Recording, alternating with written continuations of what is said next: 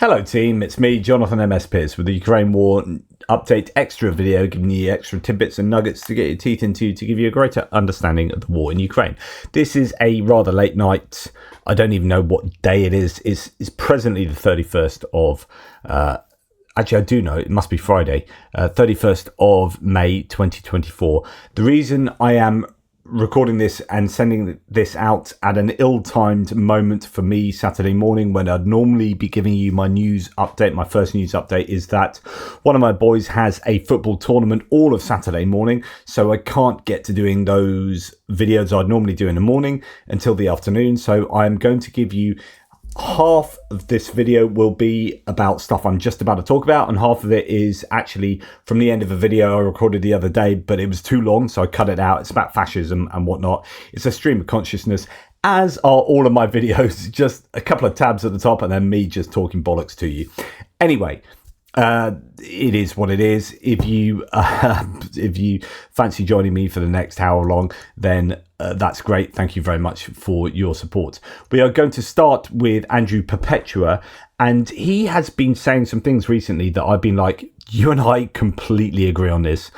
Totally with you, and it gives me a sense of validation for what I believe. I've been quite bullish about where Ukraine are and quite denigrating of where Russia are, because I think they're genuinely they're in a little bit of trouble economically, militarily, geopolitically. Anyway, Andrew Perpetua says here a couple of threads we're going to go through, or at least a couple of posts. Officer wrote today something I've been arguing for a long time now. In short, the hopium bullshit that everyone was claiming was helping Ukrainian society last year, helping to inspire hope and whatnot, has largely and predictably backfired. So when the bullshit promises never came to fruition, excuse my French or his French, and the consequences of ignoring problems became apparent, people began to panic. This is why you need to stick to reality. It is what I've tried to do. Sometimes I fail, but the reality here is that this war has no easy solutions. There are no magical Wunderwaffen, and no cheat codes or shortcuts. The reality is that this is a war of attrition, and Ukraine will continue to suffer pretty high casualties and will continue to lose ground for the next year or so. And simultaneously, Russia will suffer even worse casualties and critically continue to run out of heavy equipment. And when Russia's equipment reaches a critically low level, they will begin to have to make really difficult decisions. So, okay, pause. Spot on. Like, we sometimes are victim to being too hopeful about where Ukraine are, too positive. And sometimes then just swing the other way and are too doomy about where Ukraine are. And it's very easy to sit, and this is what I talk about when I speak to Greg Terry, for example, and we've both been there, and Zhenya, they're on Zhenya at the moment. Greg's back in the US, but Zhenya is on the front lines or near the front lines supporting those troops. Things are tough, right? They're really tough for the Ukrainians. It's horrific. But when you are solely getting that reflection of what's going on those front lines from one side, you can get to this situation where you are forgetting what it's like for the other side as well, and things can be just as bad. And this is the bias you get from mainstream media. So when I remember talking to you several times about this, but one example was when I think the New York Times went and interviewed people who were going across the Krinky on the Dnipro River, and then they were coming back and saying, I don't understand why we're going over there. It's suicidal. It's horrific, right? We are going over there. We're getting the crap kicked out of us, and then the wounded are being brought back, and yada, yada, yada. Terrible. So the New York Times writes an article that expresses these troops' opinions. And that's, it's not that that's completely inaccurate, but it's devoid of context. And that's the thing. The reality was at the time, and if you take this is why you need to have the micro level understanding of what's going on and take it back to the kind of the tactical, the operational, the strategic, right? And I try and give you everything. The New York Times was going in and getting the tactical understanding of what's going on from one side only. And they're saying it's horrific, we're getting hammered, loads of drones, loads of death, it's horrible. Without then going, well, do you know what? We've only interviewed one side, because they can only interview one side, and that's part of the problem. There's a selection bias in these kinds of reportage. You go and ask the Ukrainians, but you don't go and ask the Russians what they're experiencing. And of course, the Russians are like, you think they've got it bad? We're proper suffering, and these are the numbers of personnel we're losing every day, and these are the numbers of pieces of equipment we're losing every day, and this is what the morale is of our troops. They might think it's suicidal, but for us it's far worse. And so when you read a New York Times article that presents this as being like horrific for the Ukrainians, you've got to understand that you're not getting the other side of the coin, and that side of the coin may be far worse. And this is kind of what Andrew's saying here, which is that it is bad, and we mustn't fool ourselves by saying it's not bad for the Ukrainians. And hopefully I do that with you guys, which is to say that Ukraine are on their knees. It is tough. Things are horrible. I'm not going to lie to you. I don't lie. I'm not going to fool myself, so I'm not going to fool you. And you know, things are tough for the Ukrainians, but I just can't see that they are therefore good for the Russians. They're bad for the Ukrainians, but worse, a lot worse for the Russians. That's the important observation here. So when he says the reality is that this is a war of attrition, and Ukraine will continue to suffer pretty high casualties. And the idea, the key point here is pretty high casualties. So this is a relative scenario. They're pretty high. I mean, they're high for the Ukrainians. You could argue unsustainable for the Ukrainians in the long term. The Ukrainians are getting hammered, right? They don't have as many troops or as many human beings to draw from for their troops. Pretty high casualties, and they will continue to lose ground for the next year or so. But simultaneously, Russia will suffer even worse casualties. And again, is that sustainable? And critically, continue to run out of heavy equipment. They are getting hammered for equipment. I mean, properly hammered. And when Russia's equipment reaches a critically low level, they will begin to have to make really difficult decisions. Now, I would argue that actually we have met that moment now, or we are in the process of meeting that moment.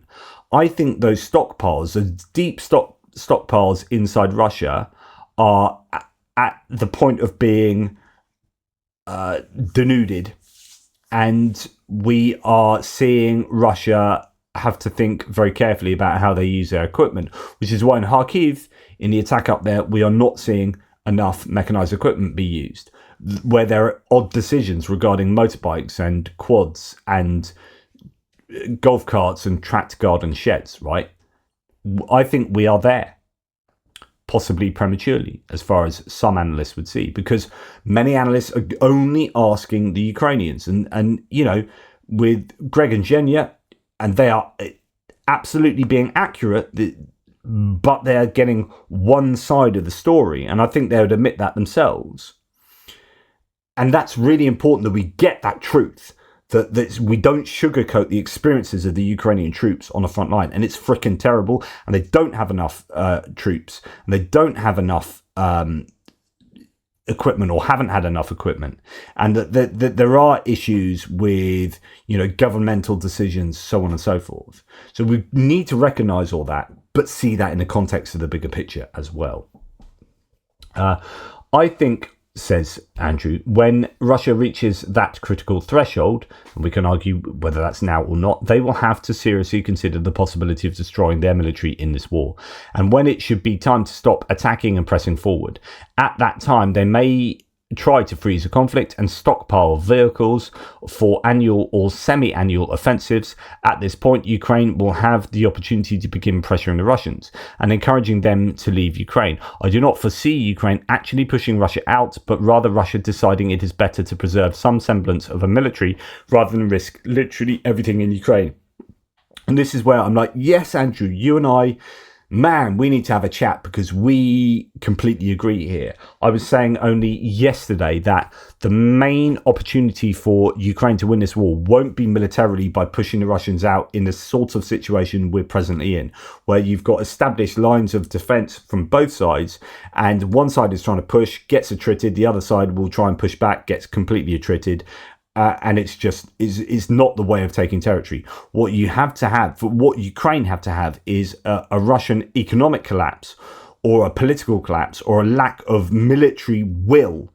It's not a lack of people or equipment, or although that will help to inform the military will. But it's like, we can't keep doing this. We're going to pull back. It's not that we have been pushed back by the Ukrainians, but it's just we don't have the wherewithal to keep doing this, so we will draw back, or there's a coup d'etat in Russia, or there's an economic collapse that causes some kind of political earthquake, and that will then give the Ukrainians the opportunity to push forward militarily, right?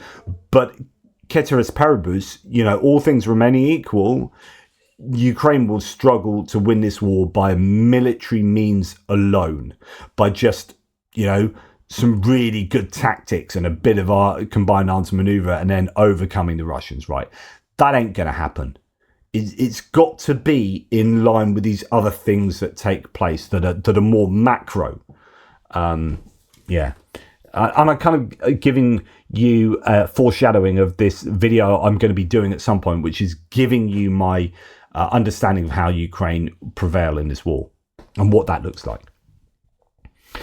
So to repeat, at this point, Ukraine will have the opportunity to begin pressuring the Russians and encouraging them to leave Ukraine. I do not foresee Ukraine actually pushing Russia out, but rather Russia deciding it is better to preserve some semblance of a military rather than risk everything, literally everything in Ukraine. This will be a slow grinding process, but Ukraine has the resources to pull it off. It just needs to use them correctly and to stop lying and telling people everything is going wonderfully when it simply isn't.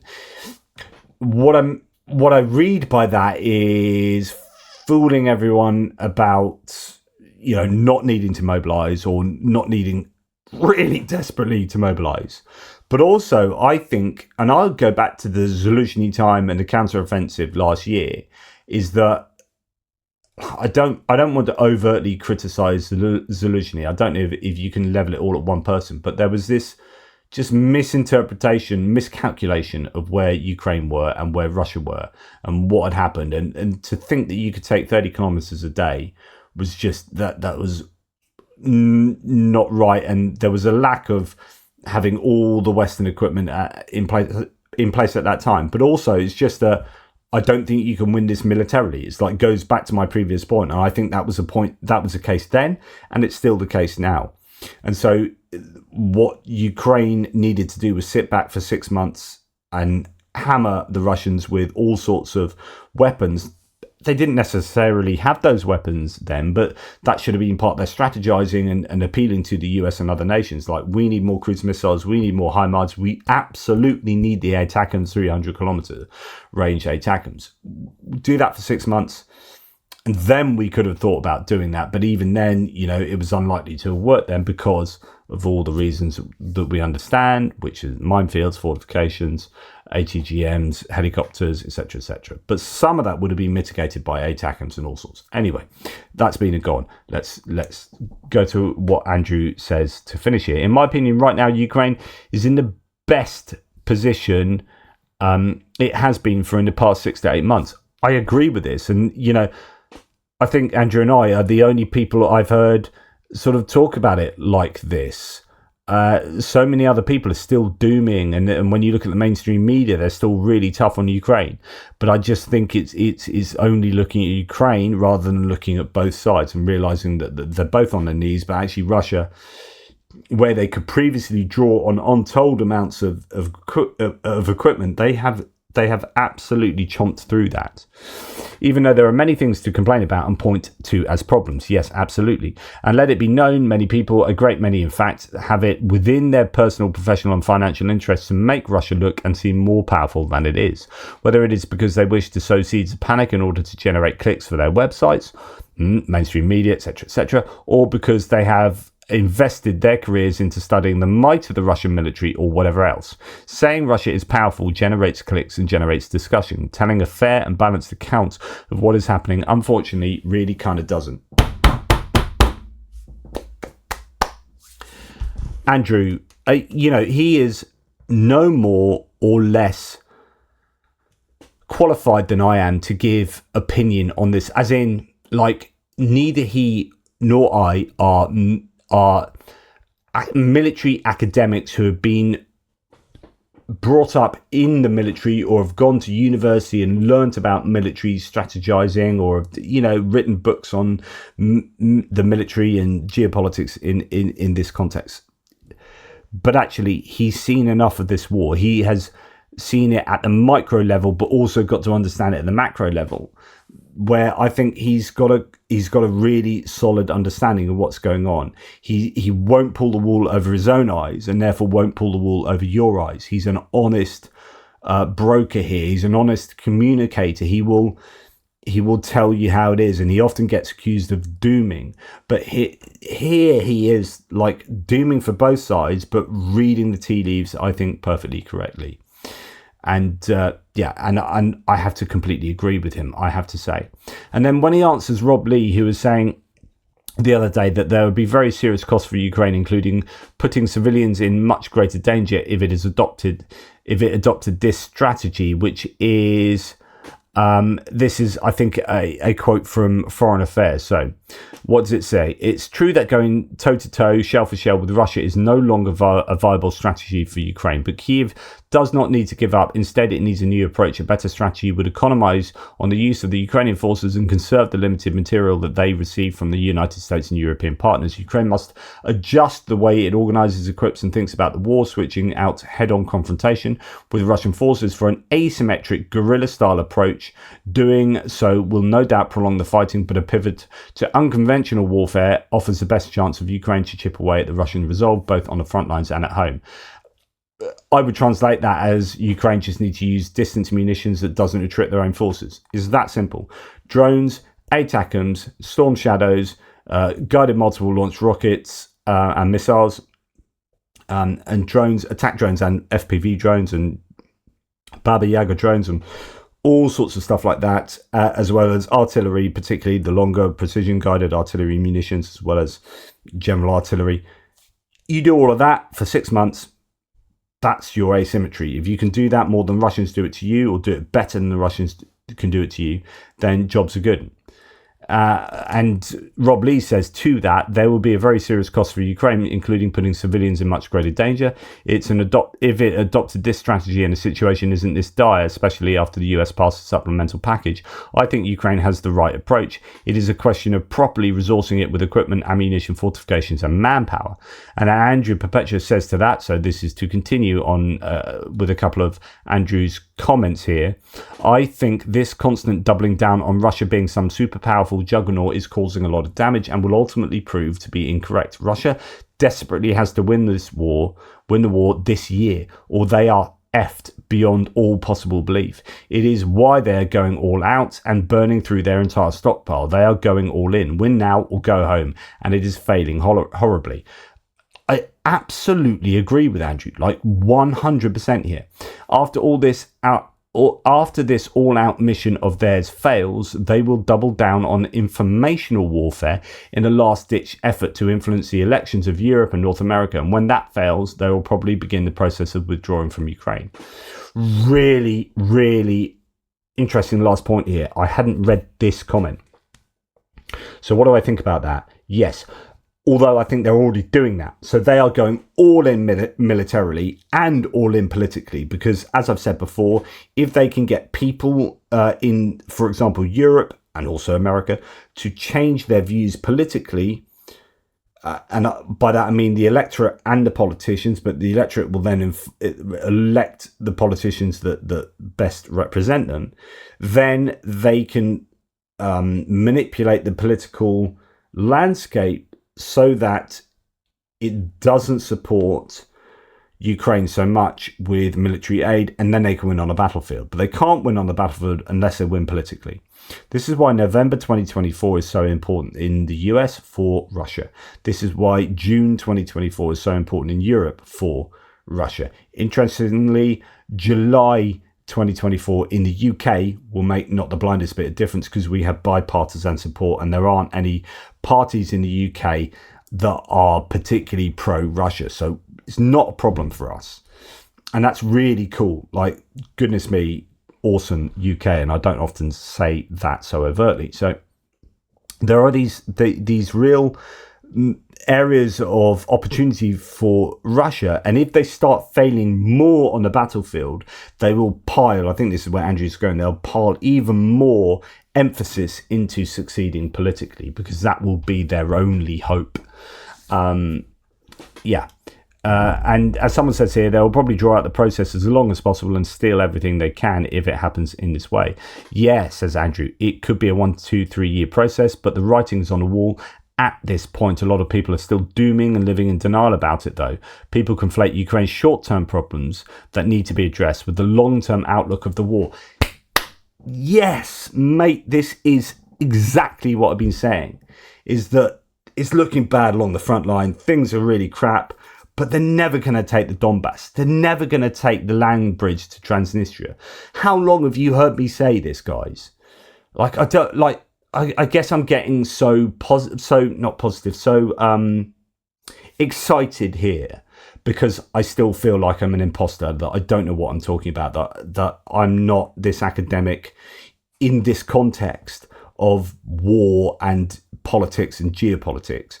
I'm just using common sense to appreciate what's going on and try and use all these data points that we go through every day, both in the micro and the macro, to try and give you guys a sense of what's going on, which is just a reflection of what my opinions are, right? It's just what I think.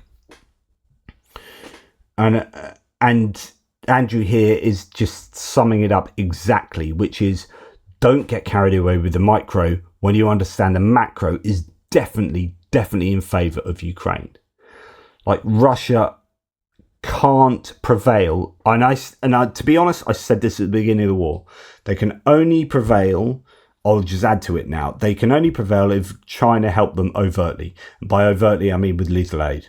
So if China start helping Russia with lethal aid in significant quantities, then that changes our calculations completely, right?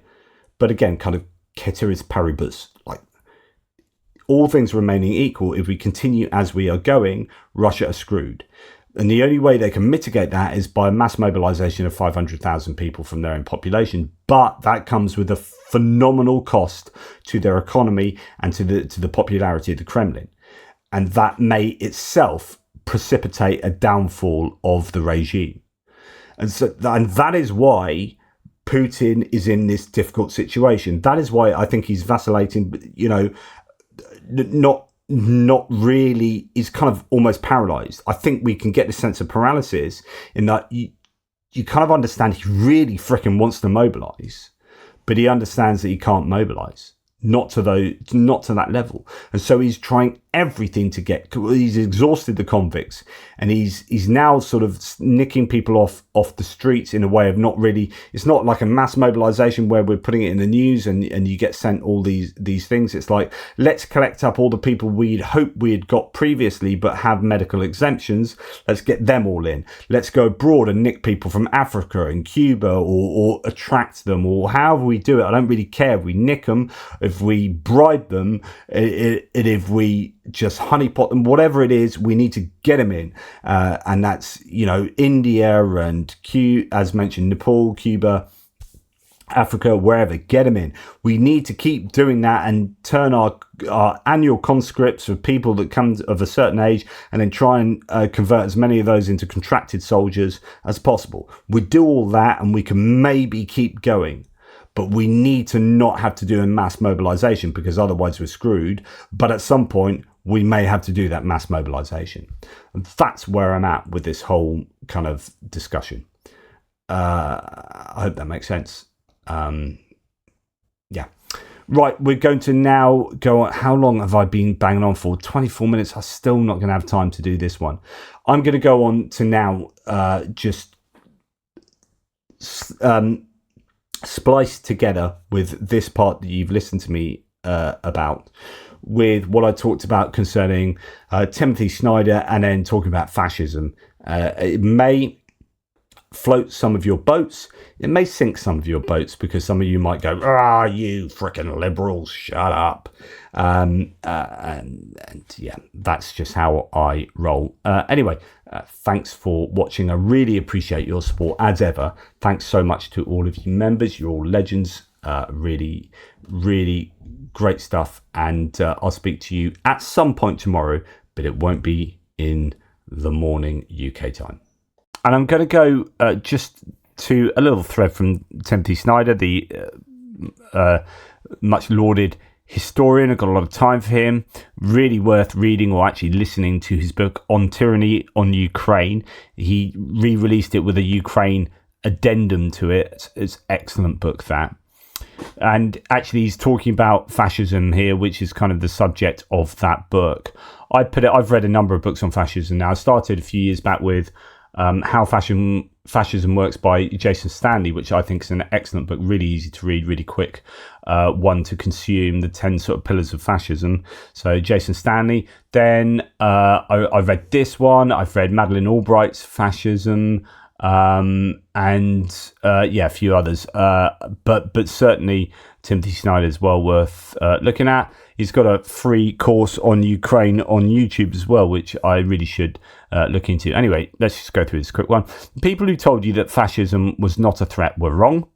The people who told you that Russia was not fascist were, if possible, more wrong. Fascism is might over right, conspiracy over reality, fiction over fact, pain over law, blood over love, doom over hope.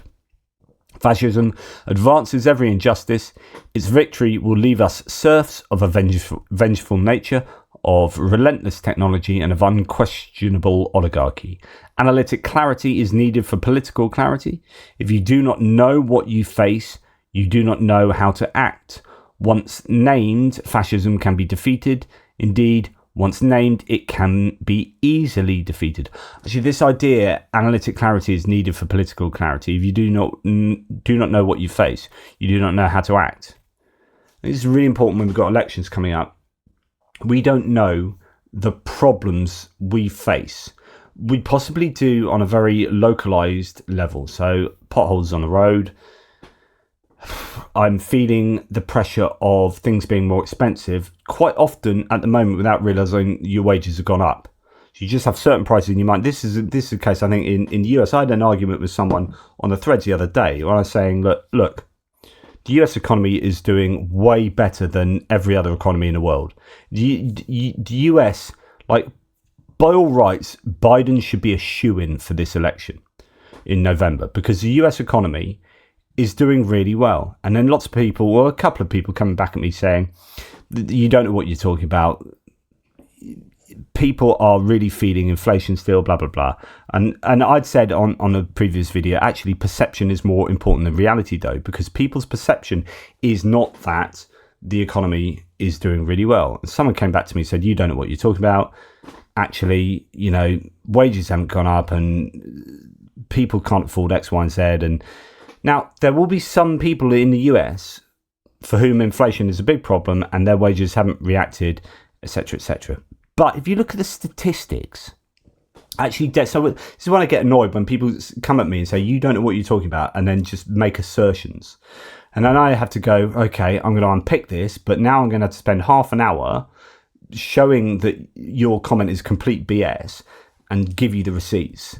Like, I'd like it if you just initially came at me with receipts rather than just assertions. Anyway, so if you look at all the stats, I think it's over a year now that the US average wage has gone up quicker or more than inflation. So back in this time last year, I forget what it might have even been earlier last year, you had inflation higher than wage increases. But now for a year, you've not had that. And so actually, technically, on average, you should have, and you can talk about mean averages and medians and so on, but on average, you should have a situation where people's lives are getting better and they should feel it in their pocket. But the problem is, when things go up, you might not recognize that things have gone up in your pocket. You're just looking at these headlines. Like, we look at butter. Butter's something that's just gone through the roof over the last few years, over the last sort of 5 years.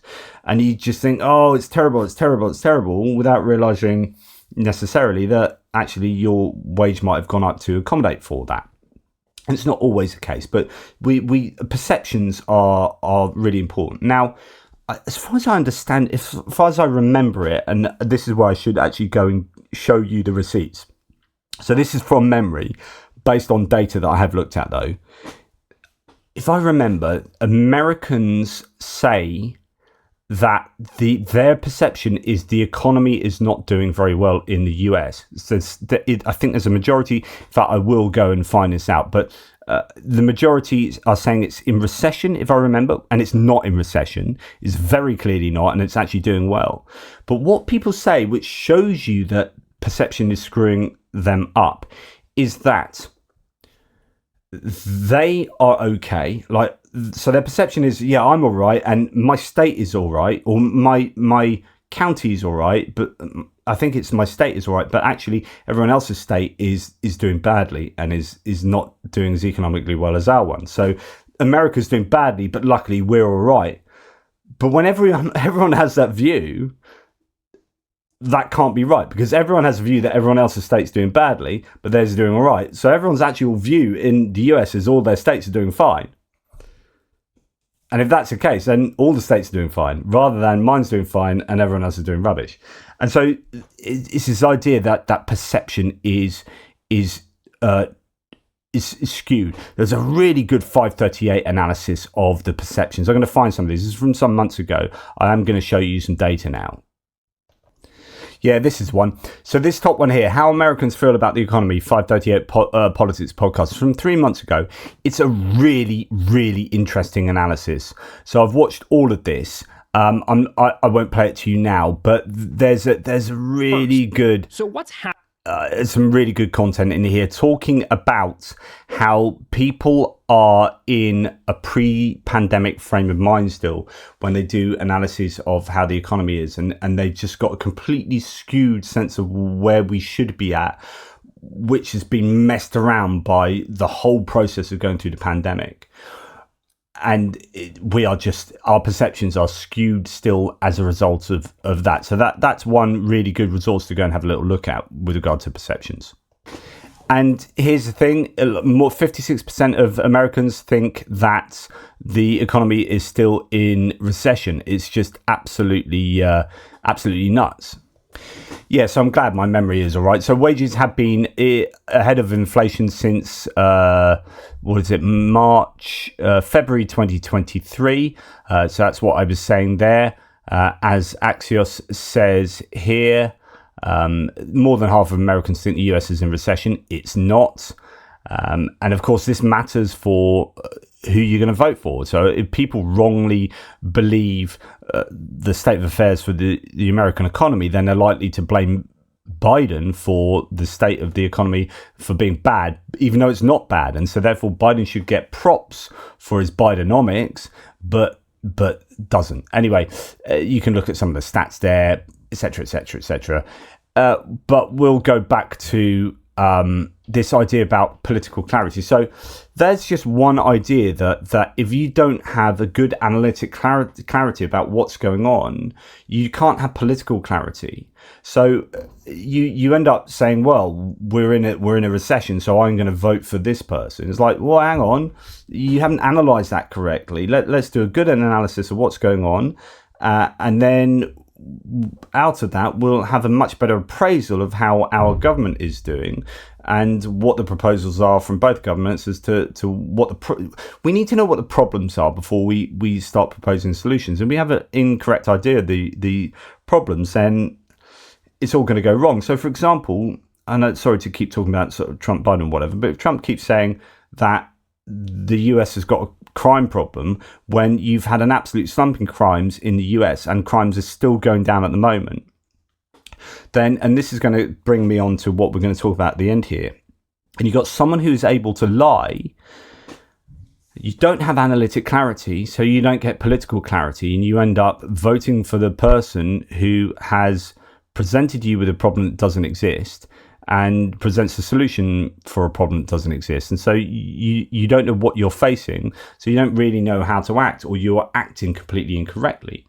Now, this is the same in terms of Ukraine, where there's just so much disinformation flying around that you have no clarity about what's going on. So you have no idea how to act or how to feel or who to vote for in terms of how to support or not support Ukraine, because you don't really know whether you should support Ukraine because there's so much freaking disinformation flying around. And this is what Russia are experts at.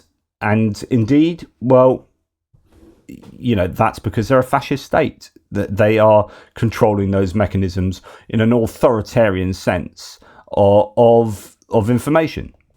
So that should, if I remember correctly, feature in Jason Stanley's 10 Pillars of Fascism.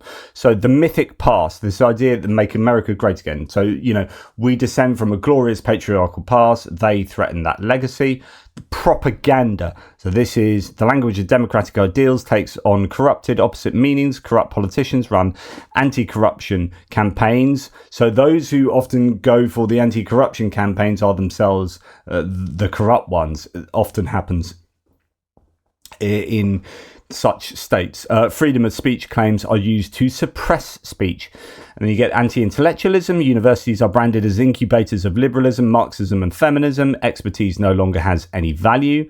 Unreality is a fourth pillar. Facts are debased, and without a common understanding of reality, reasoned debate becomes impossible. This is the idea that everything's fake news. And this is what the Russians are really good at. It's just sowing so much confusion that you don't know what is true. And I talk a lot about epistemic security. We have no security at the moment, no kind of firm grasp over what is definite fact and what isn't, in a way that's never been the case before. We're sort of questioning everything. We don't know anymore because so much unreality is sown throughout our societies, throughout social media, etc., etc. Pillar number 5, hierarchy. Fascist politicians attempt to prove natural divisions between us and them. Victimhood. Any gains for minorities, them, are a loss for us. That's that otherization. And actually those, I would add into that, grievance narratives. Grievance narratives are often perpetrated by those who then want to seek blame and then seek more power to overcome this idea that you're victims. Law and order, they are criminals, lawless by nature and in need of policing. Sexual anxiety, we support and protect the family. They are deviant and threatening. The whole idea about this is exactly what we see with Putin. The idea that the West is morally degraded. There's sexual degradation. We need to return to conservative, traditional family values. And that is just another component of making you have a conformed society that is far more moldable. If you have lots of people saying, hey, we can do what we want, this kind of sense of who we should be is for us to decide, then you've got a mass of people kind of creating their own identities, and that's far more difficult to control. I've talked about this before. So if you are an authoritarian, a fascist authoritarian, what you want is these people to have a sense of what you think they should be, and a much more conformed sense, rather than lots of crazy liberals running around doing whatever they want. It's like, no, you need to be like this, and if you're all like this, then we can control you much more easily. And that comes out of things like sexual identity or sexual liberty, if you like, and of course it's therefore connected to law and order, because if you're outside of that, so it's really interesting in Russia at the moment, like LGBTQ and any kind of deviance, or that's the wrong word actually, any kind of non-normative behavior, as far as the Kremlin sees it, is now deemed as terrorism. So law and order and sexual anxiety have been linked together really, really successfully by the Russians. And then we move on to Sodom and Gomorrah. We come from the rural heartland, the backbone of the nation. They live in the cities. It's a really interesting point. So what this means is the rural-urban divide. So urban centres, metropolitan areas are seen as, liberal centres of degeneracy. And it's a bit like, a great example is again in Russia, where you have Moscow and St. Petersburg are the most liberal areas, because they are those cosmopolitan urban areas. Young are attracted there. You've got universities, so on and so forth. You go and compare what people think about Putin there, and you see where the biggest riots and protests were against the war at the beginning of the war. Moscow and St. Petersburg. You go out into the sticks, into the bucolic heartlands. So Jason Stanley talks a lot about bucolic heartlands in terms of, going back to fascism in the 1930s in Germany, and it's a whole different kettle of fish. And it's very much, again, it's connected to number one here, which is a mythic past. Not only is like, this is how we used to be. This is the golden era of when we were. Like, the whole idea of make America great again is like, well, if it's not great now, when was it great? When are you trying to go back to? What is this past that you think is so much better than now? Is it 1950s when you could lynch people? Like, I mean, what was it when you could burn crosses? I don't get when this golden era of the US was, when it had like less human rights. Like, was that better? Less education? I don't get it. But you actually start, adding these different pillars to each other, and it all starts making sense. That's how you get your greater control over your population. And Arbeit macht frei, they are lazy and undeserving, we are hardworking. This idea that, for example, immigrants are always to blame for everything and they're all lazy, when actually, when you look at it statistically, they are net contributors to the economies that they come to, because they're generally working age men that are coming for economic reasons, not because they're lazy and want to sponge off the system. That's how it's portrayed by certain media, but that's not the reality actually on the ground when you look at the statistics. And again, this is why you need analytical clarity, so you can properly understand what the issues are. Now, I'm not being someone who's just sitting here going, all immigration is wonderful and we should have loads of it. But I'm saying that if we are going to have debates about immigration, let's get the stats right. Let's get an understanding of what's going on, so that at least we are tooled up with accurate information. But anyway, I've massively digressed. This is just complete stream of consciousness. But anyway, hopefully a lot of you, this will anger you, I'm sure, but some of you might find this of interest. Anyway, going back to what Timothy Snyder says. So that was all to do with analytic clarity is needed for political clarity. So once named, fascism can be defeated. Indeed, once named, it can be easily defeated. Russian fascism must lose on a battlefield. Americans can bring this about by supporting courageous Ukrainians. American fascism must lose at the ballot box. Americans can bring this about by organising, canvassing, phone banking, donating and voting.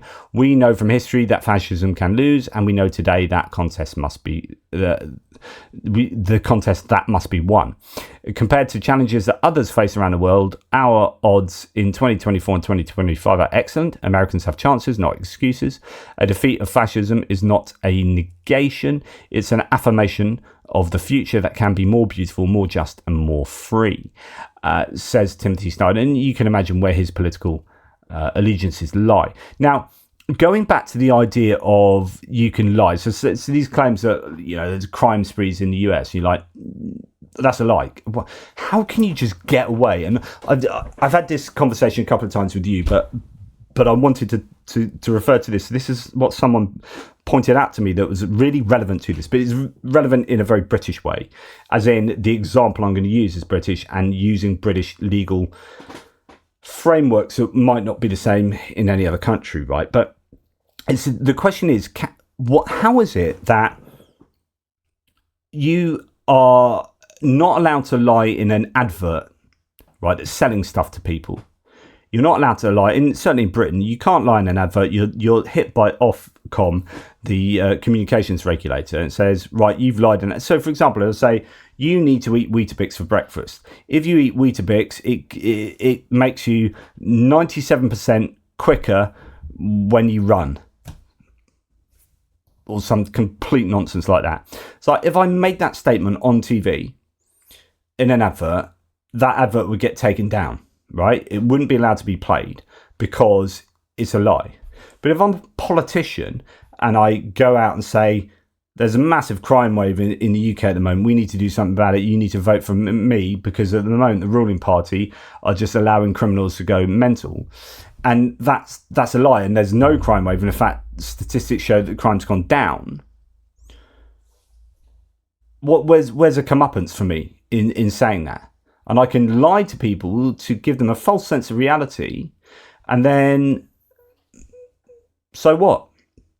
I mean, why should I be allowed to do that? And you can talk about freedom of speech, but you're not allowed to lie on adverts, and no one has a problem with that, because you understand that that's good. Because if we can't tell the difference between fact and fiction, if we just allow everyone to lie the whole time, then the whole just society falls apart. You can't trust anyone. So we need to put regulations in place. We teach our children not to lie, right? And yet our politicians can get away with lying, and then that can affect how people vote. Yet we can't lie on an advert, which affects whether I buy a box of Weetabix or not. It's just something seems to me a little awry there. Anyway, this was put to the question recently in the UK. So back in 2015, why the election court case against Alistair Carmichael failed. So what happened? Just to give you a random example here. Judges have thrown out a legal challenge against the election of Lib Dem MP Alistair Carmichael. So BBC Scotland political reporter Philip Sim, who covered the election court case, analyses the ruling. It's hard to imagine that Alistair Carmichael is the only MP heaving a sigh of relief in light of the election court petition against him falling flat. This is far from the first time an elected representative has colluded in leaking a politically beneficial document, and it's hard to imagine it's the first time a politician has told a lie in a television interview. What made the Carmichael case fascinating was the extent to which it lifted back the curtain and let the public peer into the murky detail of life on the political front line. The crucial thing in the case hasn't been whether or not Mr. Carmichael lied. He admitted as much. The important thing was whether this lie was just politics or a matter, quote, in relation to personal character or conduct. And this is where it gets very particular to the UK. So it'll be different for you guys in other countries as to whether politicians can lie or not. It will depend on your legal setups, in the same way that lying in an advert depends on our regulations with Ofcom. It might be different in your countries. You may be allowed to lie on adverts. The facts in the case were never in dispute. So Mr. Carmichael and his special advisor, Ewan Rodin, orchestrated the leak of a memo about First Minister Nicola Sturgeon to the Daily Telegraph. So they leaked a memo about an opposition politician to the Daily Telegraph, and then denied doing so in a television interview. There was no complaint over the leak itself. It was the denial in a Channel 4 news interview, which was the basis of the challenge, and perhaps more crucially for the final result. It was about the motivation for the denial. So Jonathan Mitchell QC, acting for the petitioners, phrased it eloquently, quote, "It's not the original sin that matters, it's the cover-up." So basically they did leak this, but then said very publicly, we did not leak it, and then it was found out they did leak it, and so therefore it's very clear that Mr. Carmichael lied. So the Carmichael case was fought on three key points of law. The law being the Representation of the People Act, so that's a particular law in the UK. The petitioners, a group of Mr. Carmichael's constituents determined to defenestrate him, actually won on two of the 3 points. That will not be much consolation to them, though, as they needed to complete the hat-trick to see the election overturned. As in every case, the judges are largely constrained by the exact wording and the letter of the law, and Lady Patton and Lord Matthews decided they couldn't prove beyond reasonable doubt that Mr. Carmichael's lie fitted the very specific box drawn by the law. So, Section 106 of the Representation of the People Act lays out, in language clear as mud to the layman, what it takes for an MP's election to be overturned. It states that a person who, during an election or for the purpose of effecting the return of a candidate, quote, makes or publishes any false statement of fact in relation to the candidate's personal character or conduct shall be guilty of an illegal practice. 3 points were contested. The first was whether the candidate referred to was an opponent or the speaker themselves referred to as self-talking. On this point, the petitioners won. So it referred to Nicola Sturgeon. This alone might have some impact in future, although these cases are extremely rare. There is now a judicial precedent that self-talking can be an illegal practice under the Act. Again, this may be scant comfort for the petitioners, but potentially important in future, given the difficulty of Lord Matthews and Lady Paton had finding precedent for their deliberations in the case. Delving back to my minutes from Victorian-era standing committees. The petitioners also won a second point, that Mr. Carmichael's false statement had been made with the intention of affecting his return to the election. In other words, he was going to get the benefit of that by lying. But it was a third point which tripped them up. The letter of the law is that the false statement must be in relation to the candidate's personal character or conduct. So the petitioners claimed, so the people taking him to task, complained or claimed that the fact that Mr. Carmichael was caught out in a lie made it a matter of personal conduct. Who would vote for a liar? Lady Paton and Lord Matthews were not convinced, or at least not beyond reasonable doubt. In a way, it was the specific nature of Mr. Carmichael's denial that saved him. The judges laid out an example. Had Mr. Carmichael said that he would never leak a confidential memo and that he would not stoop to such tactics no matter how helpful it might be to his party, then that would have been a matter of personal conduct. So, there's no proclamation that he's going to be holier than thou and would never leak, and so therefore by lying about the leaking of the memo, it's not going against any claims to his personal character, right? And so therefore it doesn't fall into the remit of the original ruling, which is if we go back to it, back to the where are we? Makes or publishes any false statement of fact in relation to the candidate's personal character or conduct shall be guilty of an illegal practice, and that's what it didn't do. And so you appear to be able to lie in UK politics, and as long as you haven't made specific statements about not lying in any given context, such that by lying you are going against your character, then you can get away with doing it.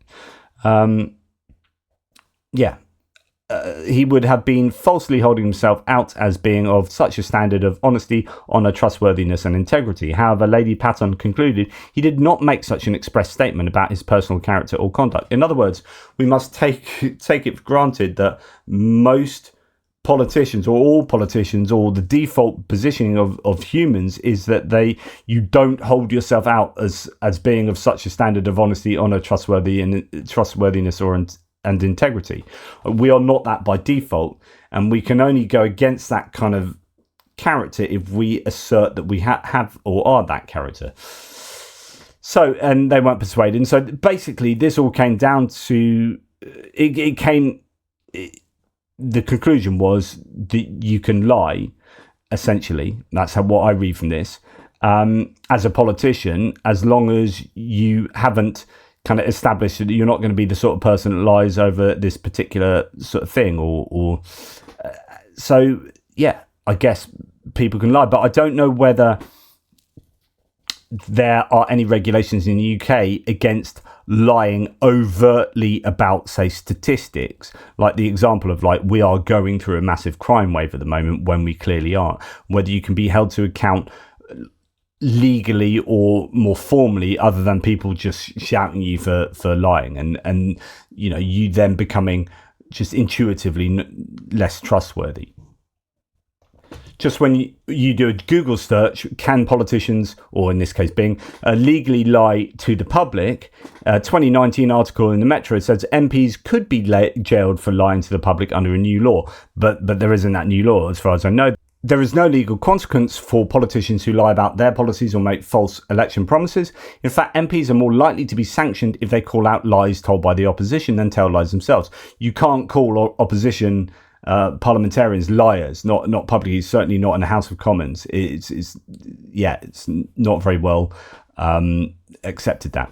Commons representatives who accuse each other of lying are usually asked to withdraw the remarks by the Speaker or face a suspension, as the word liar is considered unparliamentary. MPs who make false claims about their opponents can be reported to the police and can face legal action for defamation and incitement. However, this doesn't apply if MPs make defamatory statements in the House of Commons, as they are protected by parliamentary privilege, a legal defence against defamation. And all of this says very little about just not lies about other people, but lies about statements of supposed fact. Anyway, it's something that gets my goat, because I hate lying. Lying's just, I was talking to one of my kids today who lied to me today. It's like, don't start lying to us, because that's the door that opens to any, it's the Pandora's box as far as I'm concerned. And it's a big thing. I feel like someone said something to me the other day about stop spreading these lies, and that stop spreading these lies. That might not be seen. It's actually said to me today. It might not be me intentionally lying to you, but I'm spreading lies from other people. Okay, I can get where you're coming from with that. But if anyone accuses me of outright lying in the stuff I say here, is if I'm going to sit here and knowingly tell you something is false, it's just, I can't, it's not who I am. It just really grates with me. And that people can seemingly get away with doing that in the political sphere just blows my mind. Anyway, that's enough waffling for me. Thank you for entertaining my late night stream of consciousness. Take care, everybody. Let me know what you think of these ideas, and I'll speak to you soon.